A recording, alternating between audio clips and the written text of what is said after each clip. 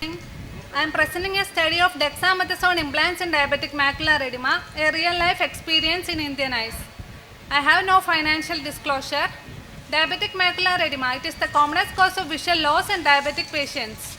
Diabetic macular edema, it is of two types: non-rational diabetic macular edema, which is due to the breakdown of inner and outer blood retinal barrier, and rational diabetic macular edema due to vitreomacular traction, which is managed by vitrectomy. Non-rational diabetic macular edema, it is usually managed by means of focal laser, intravitreal anti-VEGF and intravitreal steroid.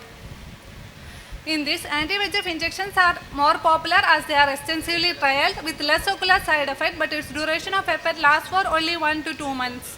Whereas steroid injection, it is often used as second line. It is known to cause side effects such as glaucoma and cataract, but its duration of effect lasts for 4 to 6 months. Here we have done this study to find out whether steroids are safe as first line therapy in our patients. So how steroids act in diabetic macular edema? Diabetic macular edema, due to its inflammatory pathogenesis with release of various chemokines and cytokines, here steroids act both as an anti-inflammatory and anti-angiogenic agent. The aim of our study, it is to report the outcome of diabetic macular edema treated with Ozurdex implant and to compare the efficacy after Ozurdex implants in anti-VEGF resistant diabetic macular edema eyes and treatment-naive diabetic macular edema eyes, and to study the percentage of complications following dexamethasone implants in treatment-naive groups and pre-treatment group. This is a retrospective study in which patients diagnosed with central involving diabetic macular edema are included. 48 eyes of 41 patients were studied. Of these, 33 eyes belonged to pre-treatment group and 15 eyes belonged to treatment-naive group. Previously treated group means previously treated with anti-VEGF and had persistent central edema, and those who have not taken any treatment for the past 3 months. The patients included in our study had central foveal thickness of greater than 250 microns and they have completed 1 year of follow-up after Ozurdex. The patients excluded from our study are those with macular edema with vitreomacular tractional abnormalities, patients with a history of glaucoma, and patients with significant concurrent ocular disease. We have analyzed the change in best-corrected visual acuity and central foveal thickness pre and post implants, and the incidence of IOP rise following implant, and the progression of cataract and eyes requiring cataract surgery after the implant. The changes were calculated, the difference were calculated in pre-treatment and treatment-naive groups. The results of our study were: this is a trend analysis showing vision gain after dexamethasone implants in pre-treatment and treatment-naive groups. Even though the baselines are not comparable, the treatment-naive diabetic macular edema responded better than anti-VEGF resistant diabetic macular edema. This is a visual trend analysis showing central foveal thickness reduction over a period of 1 year in pre-treatment and treatment-naive groups. Here, the reduction in macular thickness was seen in both groups and appeared dramatic in treatment-naive diabetic macular edema in comparison to anti-VEGF resistant diabetic macular edema. This is a clinical picture showing the changes in spectral domain OCT at 1 month, 4 month, 8 month and 12 month in treatment-naive and pre-treatment group. Coming to the complication, only 5% showed an increase in IOP and only 16% showed progression of cataract, and both was found to be non-significant, but 8% showed significant cataract recurrence surgery, and all were belonged to pre-treatment group and was found to be significant. Even the IOP rise and progression of cataract was also found high in pre-treatment group. Coming to discussion, we have compared our study with Realdex and Chablani et al. Study. Both of them were retrospective study. Realdex study done over a period of 3 years and only in treatment-naive eyes, whereas Chablani et al. study was done over a period of 1 year and was done in treatment-naive and anti-VEGF resistant eyes group. In our study, they showed an improvement of 3.5 letter, and it was more in treatment-naive group compared to pre-treatment groups. Even the both other groups showed improvement, but it was not significant. In our study, the reduction in central foveal thickness was 187 and it was also more in treatment-naive groups. Even the other two groups also showed significant reduction. Even in Chablani et al. Study, there was an improvement in visual acuity and there was a reduction in central foveal thickness. There was no difference between the pre-treatment and treatment groups. In our study, only 5.2% of the population showed increase in IOP and only 16% showed cataract recurrent surgery, and all those belongs to pre-treatment group. Comparing the economics and compliance between anti-VEGF and Ozurdex, mean injections required in anti-VEGF in a year is 2 to 3. 6 to 8, whereas in Ozurdex implants it is 2 to 3. So the cost of therapy for Ozurdex in a year will be approximately 50,000. So we can conclude that dexamethasone implants is efficacious and safe in diabetic macular edema, and treatment showed good improvement in visual acuity and reduction in central foveal thickness compared to anti-VEGF resistant group, and eyes that require cataract surgery were less, and also cataract progression was found high in previously treated groups, suggesting that anti-VEGF could also contribute to development of cataract, and IOP increased not a feared complication and was controlled with topical AGM.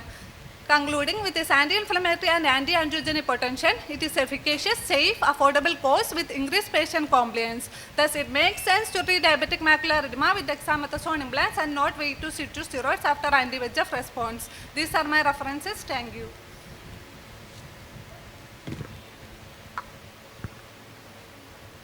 All the cases were phakic when you...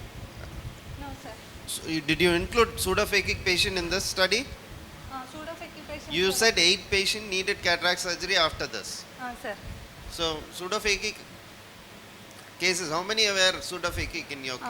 33 were phakic and 15 were pseudophakic, sir. Many pseudophakics already out of the remaining 8? Out of the remaining. That means the very high percentage needed No, cataract sir, surgery. only less.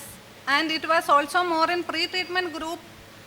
Pre-treatment group patients required more cataract surgery. Means anti-VEGF also contribute to development of progression of cataract.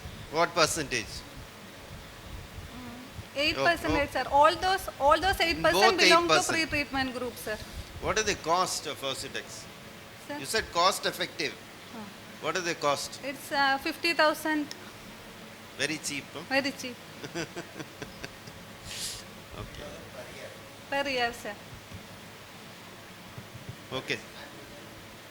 Anti-VEGF it is approximately 1,50,000 to 2 lakh. Okay, thank you. Thank you, sir. Good morning. I am presenting paper on proportion of dry eye and its severity in individuals with pterygium. The aim of study was to determine the proportion of dry eye and its severity in individuals with dry pterygium, and it was a cross-sectional study done in individuals with pterygium attending the OPD of ophthalmology, and the sample size was 70. The study period is from December 2020 to May 22. The inclusion criteria was eyes with pterygium and excluded recurrent pterygium, usage of medications like lubricant eye drops, drugs that likely to increase the severity of dry eye, and topical anti-glaucoma medications, systemic diseases associated with dry eye like Sjogren's syndrome, contact lens uses, adnexal disease which alter the tear secretion and stability, and past history of ocular surgery. The procedure was first informed consent was taken, demographic history taken, and anterior segment examination followed by dry eye evaluation, which include the tests like Schimmer's test 1, that is without paracaine, and it assessed the baseline and reflex secretion. Schimmer's test 2 with paracaine assessed the baseline secretion. The tear film breakup time was the interval between the last blink and the appearance of first corneal dry spot. And tear meniscus height, a reading of less than 0.25 mm is considered as dry eye. According to National Eye Institute workshop grading system, the dry eye was diagnosed as one or more positive clinical tests and also the symptoms. But in this study, I have only assessing dry eye by objective methods. This study used Schimmer's test 1 for grading the severity of dry eye. According to dry eye workshop grading, it has the severity of dry eye according to Schimmer's test 1 was graded mild more than 10, moderate less than or equal to 10, severe less than or equal to 5, and severe disabling less than or equal to 2. The statistical analysis was done with SPSS version 20. Categorical and quantitative variables were expressed as frequency and mean standard deviation. The chi-square test was used to find the association between categorical variables, and p-value less than 0.05 is considered statistically significant. The result was 63.3% has got dry eye, that is 50 eyes had dry eye, and 36.7% do not have dry eye. And severity based on Schimmer's test 1, 29.1, that's 23 eyes had mild severity, and 26.6%, that is 21 eyes had moderate severity. Discussion. In patients with pterygium and other degenerative lesions of bulbar conjunctiva have tear film dysfunction, there is increased risk of dry eye symptoms in patients having pterygium. A study done by Manas et al. From Jammu and Kashmir in 90 pterygium patients and 180 age mass X control, they reported a strong positive correlation with a prevalence of 58.89% of dry eye in pterygium patients. A study by Ishioka M. et al. Showed that significant reduced value of Schimmer's test with anesthesia in pterygium patients. A study by Rahman et al. And Anthony et al. Had found that in unilateral pterygium patients showed that Schimmer's test value was significantly low. Kerka et al. Showed that tear osmolality and tear film functions improved after pterygium excision and worsened again with recurrence of pterygium. Conclusion. According to this study, there is a strong positive correlation with the prevalence of 63.3% of dry eye in pterygium patients, and the severity of dry eye in patients with pterygium according to Schimmer's test was mild and moderate. None had severe dry eye. These were my references. Why do you get dry eye in case of pterygium? Because dry eye can cause tear film instability. Why? Because it's an conjunctival overgrowth which can alter the tear film dispersion on the ocular surface. The ocular surface disease which can affect the tear film layer. Achha, you have shown Schirmer test, no? Yes. Why we don't get any Indian patients? You have shown some other foreigner patient, no? That picture, Yes. photo. Yes. Why did you not take your own patient photo? Why did you take it from internet?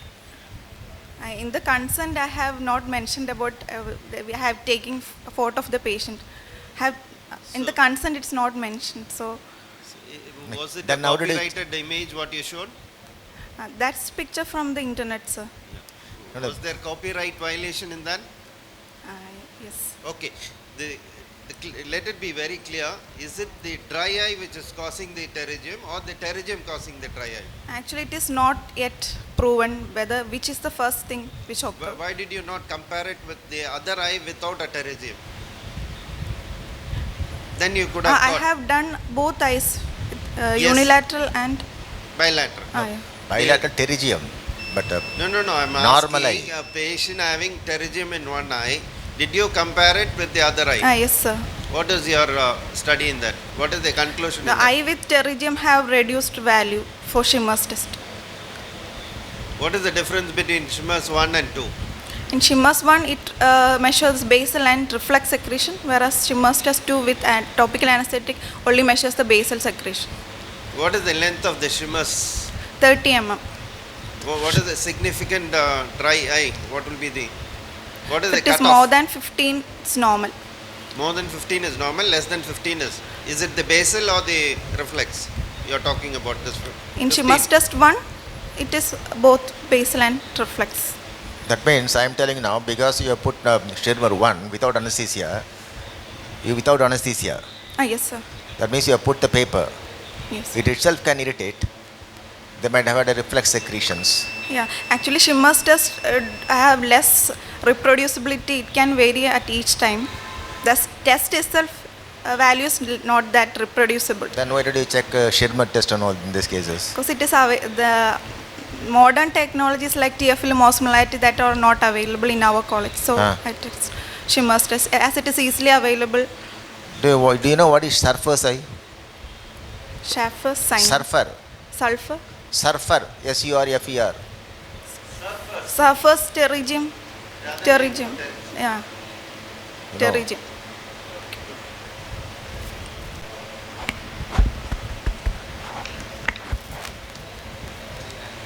A very good morning to everyone.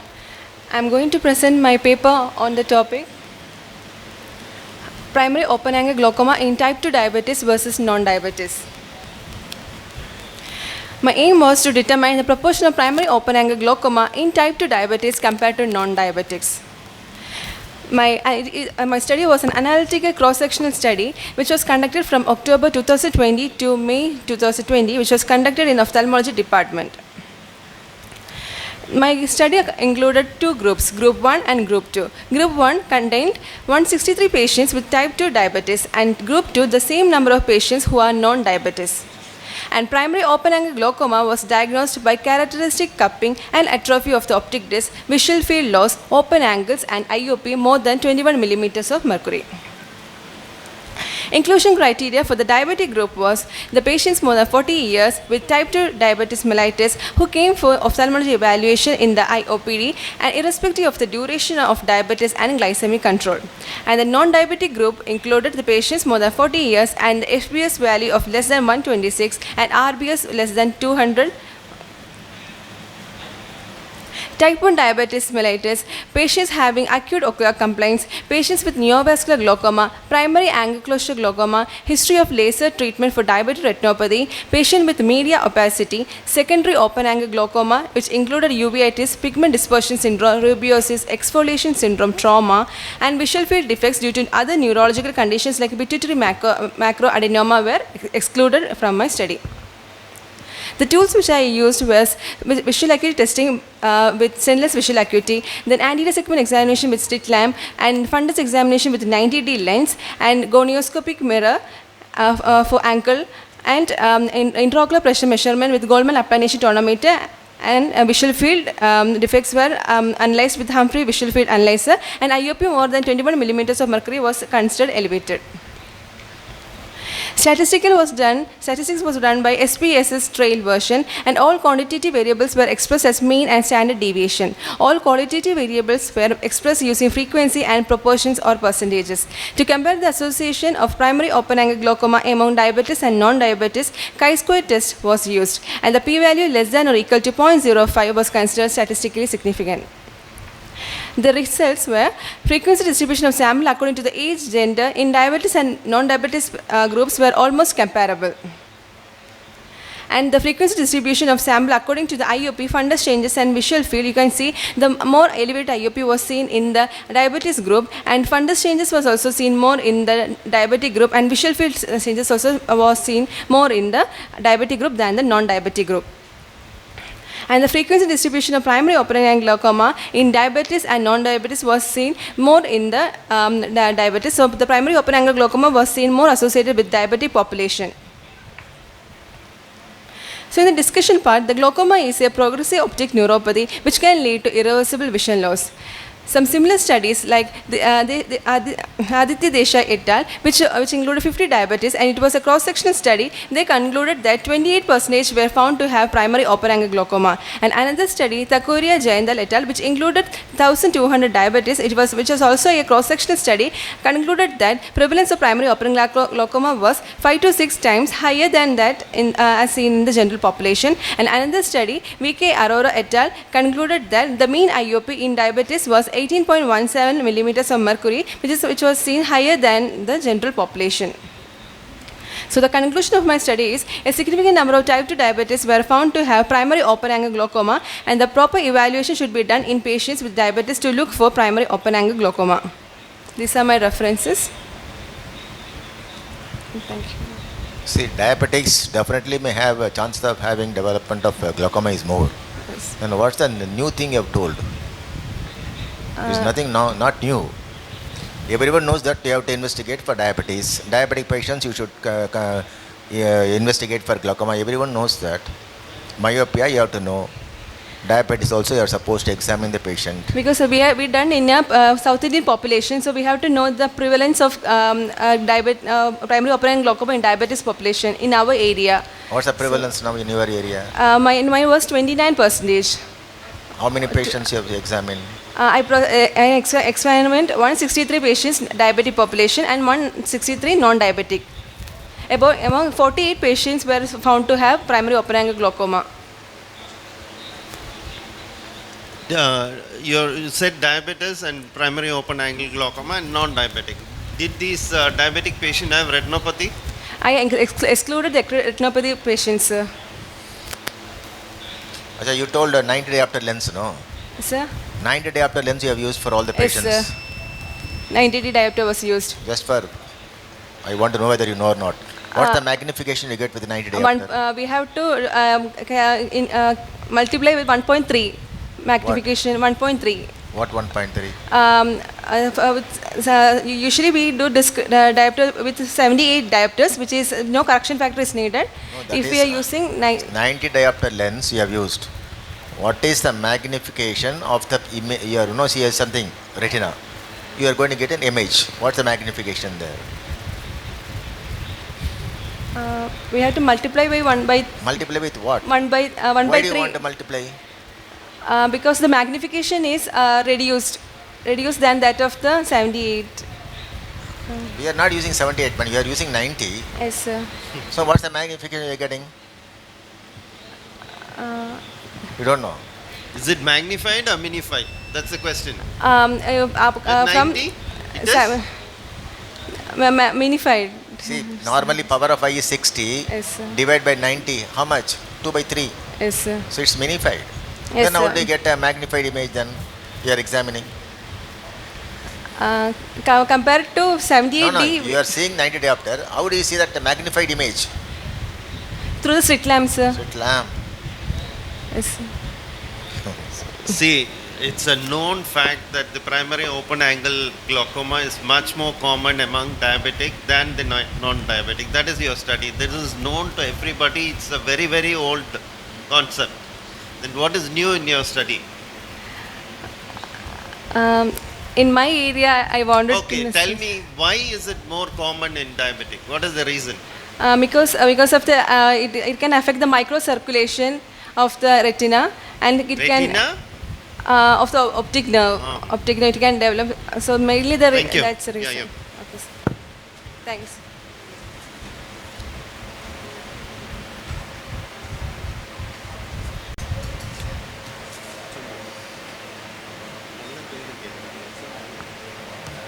Good morning, everyone.